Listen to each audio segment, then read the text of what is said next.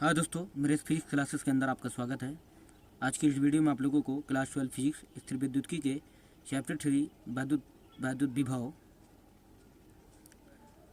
विभव से थ्योरी का पार्ट 1 बताऊंगा। वीडियो देखने से पहले यदि आप मेरे चैनल पर नए हैं तो प्लीज़ मेरे चैनल को सब्सक्राइब कर लीजिए, घंटे वाले बटन को प्रेस कर दीजिए ताकि मैं जो भी वीडियो बनाऊँ उसका नोटिफिकेशन आपको सबसे पहले मिले। तो बिना टाइम वेस्ट किए आज का टॉपिक स्टार्ट करते हैं। सबसे पहले हम समझेंगे विद्युत विभव क्या होता है।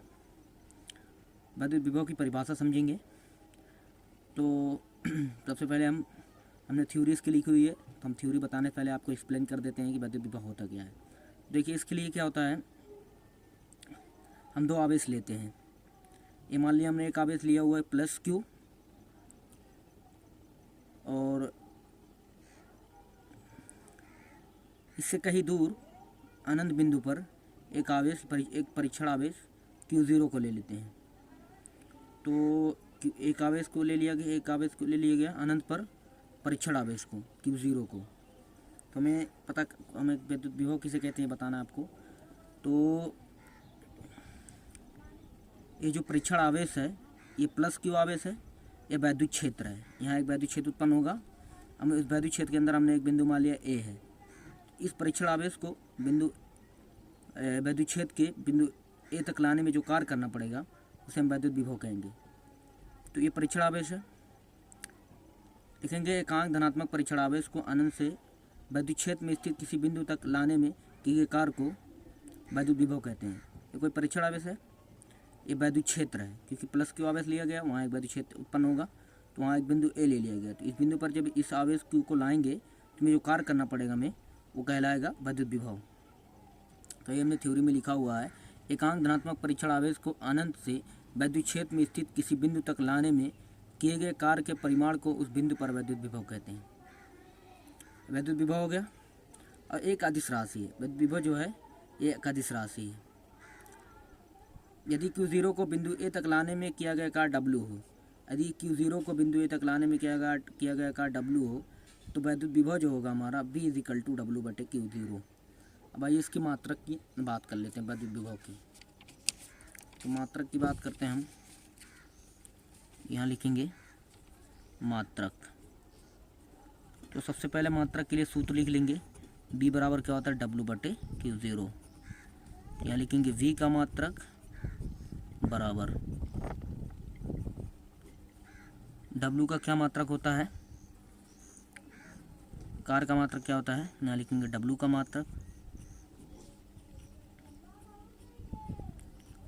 मात्रक बटे Q0 का मात्रक।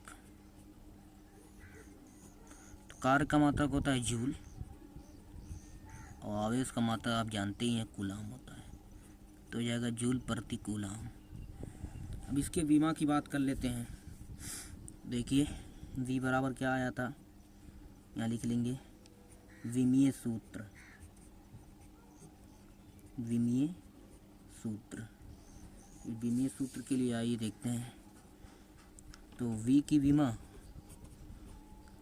विमा बराबर W की विमा बटे Q0 की विमा। तो सबसे पहले कार्य की विमा क्या होती है, तो कार्य बराबर होता है F × S बटे Q0। बल की विमा क्या होती है, mLT/−2। और विस्थापन की विमा L होती है। आवेश की विमा क्या होती है, AT होती है। इसको ले जाएंगे, हो जाएगा mL² T/−3 A इनवर्स। तो ये विमा हो जाएगी हमारी वैद्युत विभव की विमा। अगला टॉपिक देखते हैं। अगला टॉपिक हमारा है, हमारा जो अगला टॉपिक है 1 वोल्ट। हमें परिभाषित करना है 1 वोल्ट किसे कहते हैं। एग्जाम में पूछा जाता है कि 1 वोल्ट से क्या तात्पर्य है, 1 वोल्ट की परिभाषा किसे कहते हैं। तो 1 वोल्ट की परिभाषा बताने से पहले हमने परिभाषा तो लिखी, पहले हम आपको एक्सप्लेन कर देते हैं। 1 वोल्ट के लिए देखिए, जो फिगर में हमने आपको बताया था, जो एकांक धनात्मक परीक्षण आवेश हम अनंत से लेकर चलते हैं विद्युत क्षेत्र में स्थित किसी बिंदु तक लाने में, अगर जो एकांक धनात्मक परीक्षण आवेश को विद्युत क्षेत्र में स्थित किसी बिंदु तक लाने में अगर हमारा 1 जूल कार्य करना पड़े, 1 जूल एक जूल कार्य करना पड़े, तो जो हमारा विद्युत विभव होगा वो 1 वोल्ट कहलाएगा। तो यहाँ लिख सकते हैं अकॉर्डिंग टू दिस, इफ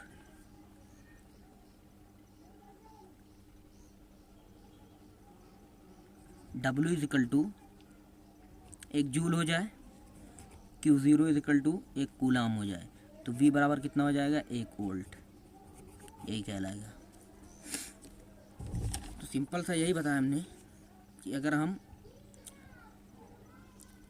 अनंत से Q0 को, अगर Q0 का मान 1 हो जाए, Q0 का यानी एकांक धनात्मक परीक्षण आवेश को यहाँ लिखा गया है, एकांक धनात्मक परीक्षण आवेश को अनंत से विद्युत क्षेत्र के किसी बिंदु तक लाने में 1 जूल कार्य करना पड़े, तो उस बिंदु का विभव 1 वोल्ट कहलाता है। बस अगर जो हमारा जो कार्य है 1 जूल कार्य करना पड़ेगा हमें, तो जो विभव हमारा कहलाएगा 1 वोल्ट कहलाएगा।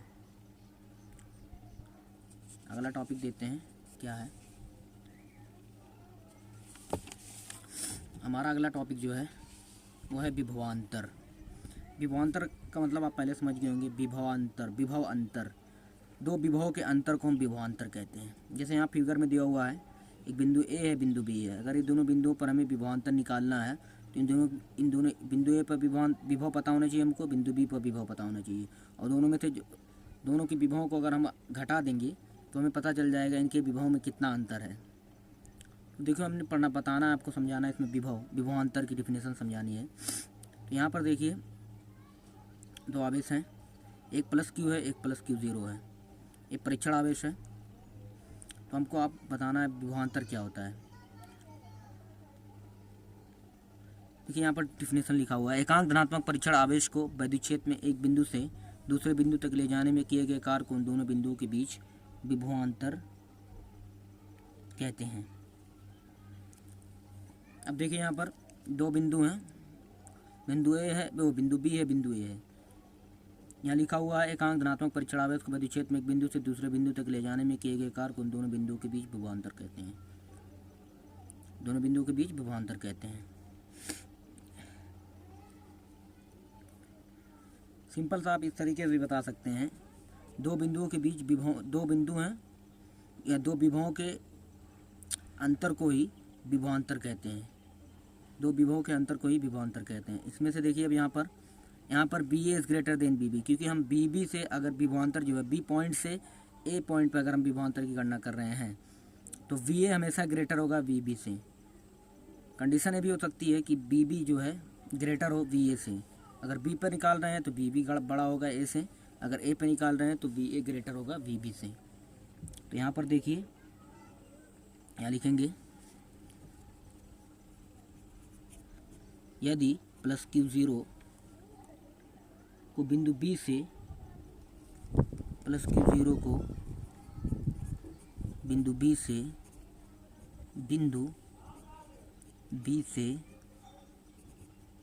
ए तक, बिंदु बी से ए तक लाने में किया गया कार्य W हो, लाने में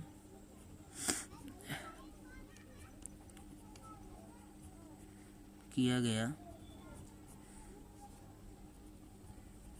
कार्य W हो, तो विभवांतर हमारा जो विभवांतर होगा, बिंदु बी से ए तक ले जा रहे हैं तो वही हमने आपको बताया, तो वी ए में से बी बी घटाएंगे तो विभवांतर हो जाएगा V A minus V B is equal to W बटे Q। तो ये हमारा सूत्र यहाँ लिख लीजिए आप, थोड़ा सा यहाँ कन्फ्यूज़न हो जाएगा आपको क्योंकि हमने पहले ऑलरेडी। तो V A minus V B is equal to W बटे Q। याद रखिएगा, आने वाले जो हमारा न्यूमेरिकल होगा उसमें सूत्र इस्तेमाल होगा विभवांतर की गणना करने के लिए। कहाँ से कहाँ लेके जा रहे हैं, पॉइंट बी से ए तक लाई कर रहा है हमारा, पॉइंट ए पर निकाल बी से ए की तरफ हमें विभवांतर निकालना है ए पॉइंट पर।